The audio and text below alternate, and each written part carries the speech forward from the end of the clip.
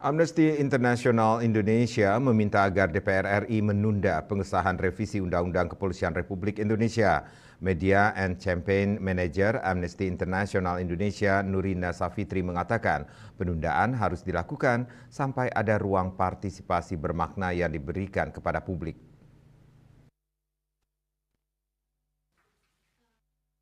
Dalam sebuah diskusi yang bertajuk Polisi Superbody, siapa yang mengawasi?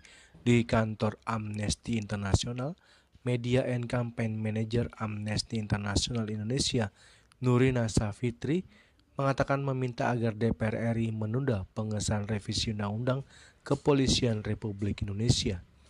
Menurut Nurina, masalah yang ditimbulkan jika RUU ini disahkan akan hampir sama dengan RUU Komisi Pemberantasan Korupsi atau KPK.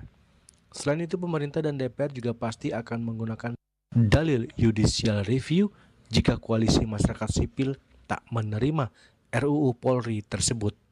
Draft RUU yang akan mengatur tambahan kewenangan Polri menjadi sorotan sejumlah publik. Disebutkan Polri berwenang melakukan penindakan, pemblokiran atau pemutusan dan upaya perlambatan akses ruang cyber untuk tujuan keamanan dalam negeri. Untuk itu, Media dan Campaign Manager Amnesty International Indonesia Nurina Safitri mengatakan Dewan Perwakilan Rakyat harus menunda pengesahan RUU Kepolisian sebelum membuka ruang partisipasi bermakna kepada seluruh lapisan masyarakat, termasuk keterwakilan masyarakat sipil dalam pembahasan RUU Kepolisian. Mana kita kemudian bebas mempertanyakan check and balance di dalam negara ini. Itu tuh salah satu poin krusial yang kami ajukan.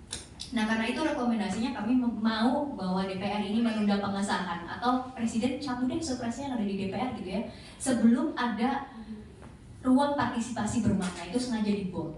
Kenapa? Karena gini problemnya. Ini nggak hanya dari RUU Kepolisian.